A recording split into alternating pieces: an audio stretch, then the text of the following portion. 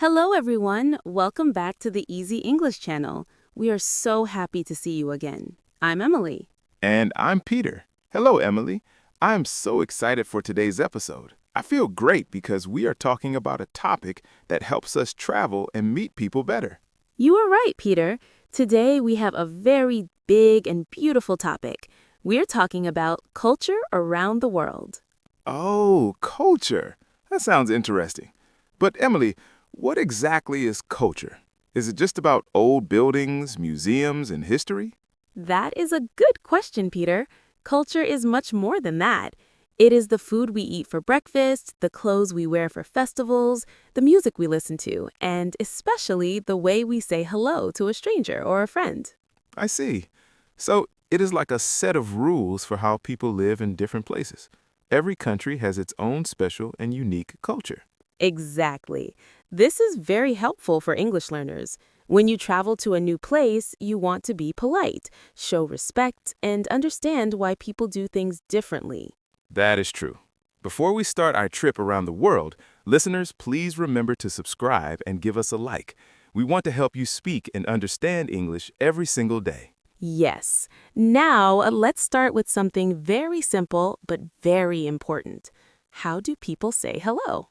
Well, in the United States, Canada, and the UK, people usually shake hands. We look at the person directly in the eyes and say, "Nice to meet you."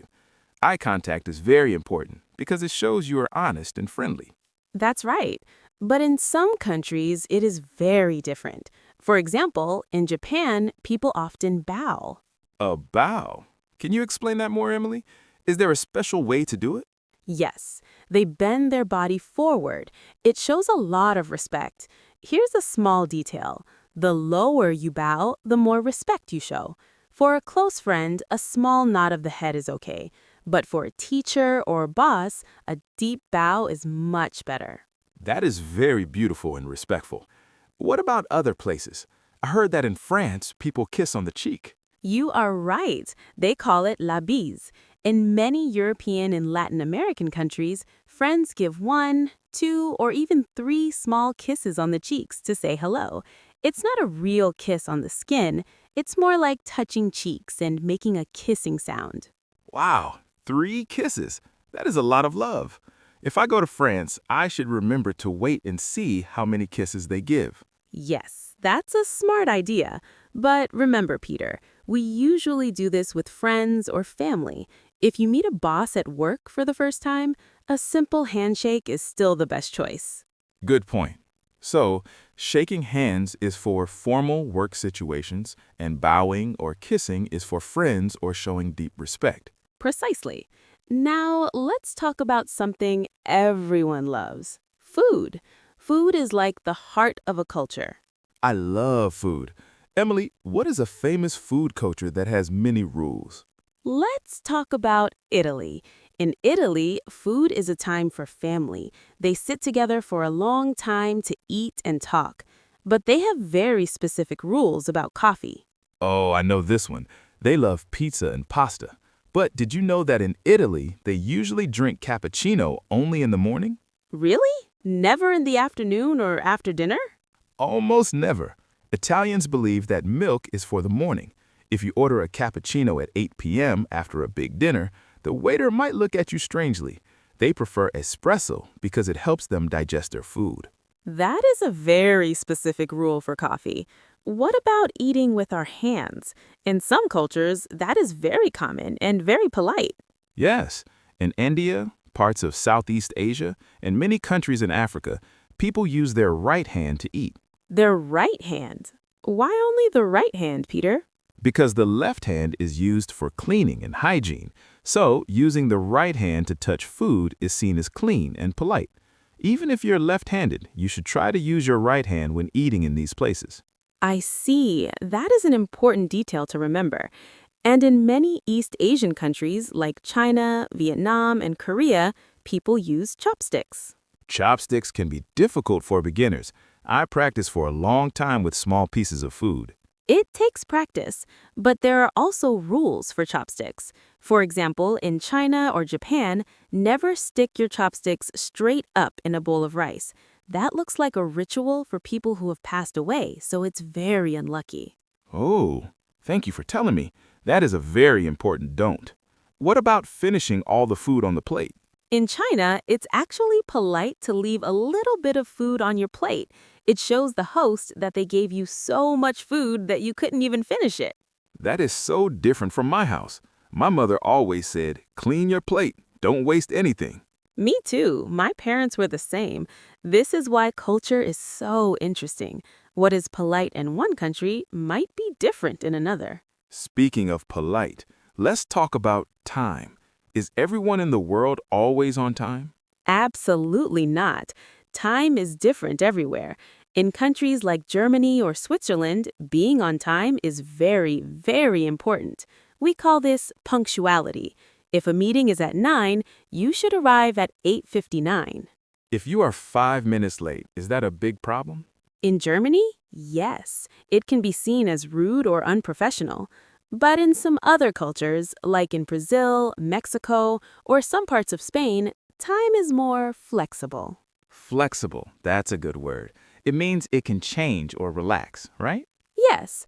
For example, if a party starts at 8 p.m. in Brazil, people might arrive at 8:30 or even 9 p.m. It's normal. If you arrive exactly at 8 p.m., the host might still be getting ready. That sounds very relaxed. I think I am a flexible person when I'm on vacation, but very punctual when I'm at work. Me too. It's good to be both. Now, let's look at what people wear. Clothes can tell a story about a country's history. Yes, like the kimono in Japan or the sari in India. These are beautiful traditional clothes. People don't wear them every day to the supermarket, right? Usually no. They wear them for weddings, festivals, or very special holidays. For example, the sari in India is a long piece of cloth wrapped around the body. It is very elegant and comes in many bright colors. They are so colorful. In Scotland, men sometimes wear a kilt. It looks like a skirt with a checkered pattern. Yes, that pattern is called tartan. Many years ago, different patterns represented different families or clans. It's a very proud tradition. When a man wears a kilt, he is showing respect for his family history. It is amazing how different we all are, but we all have traditions we love and protect. That is exactly. Learning English is like a key. It helps us talk to people from all these cultures and ask them questions. That's right.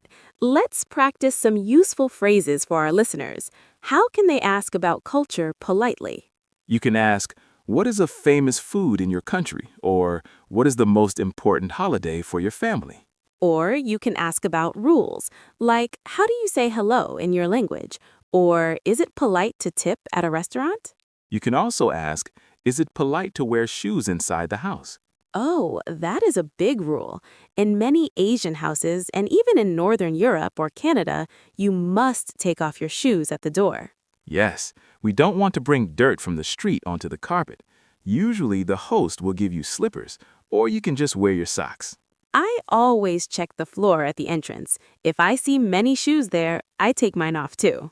That's a very smart way to learn, Peter. Just watch what other people do. We covered a lot today. We talked about bowing, kissing, eating with our right hand, and coffee rules in Italy. We talked about punctuality in Germany and flexibility in Brazil. And we learned about the sari, the kimono, and the kilt. Culture makes the world a very colorful place. It's like a big garden with many different flowers. Each one is beautiful in its own way. That is a beautiful way to say it, Peter. Now we have a question for our listeners. Yes. Tell us in the comments, what is one thing that is very important in your culture? Maybe it's a special way you cook rice, or a special song you sing on birthdays. We love reading about your lives. Please write your answer in English. Don't worry about mistakes. We are all learning together. Thank you for spending time with us today on the Easy English channel. We hope you feel more confident about traveling the world. Don't forget to share this episode with your friends. The more we learn about each other, the better friends we can be. See you next time. Goodbye. Bye-bye.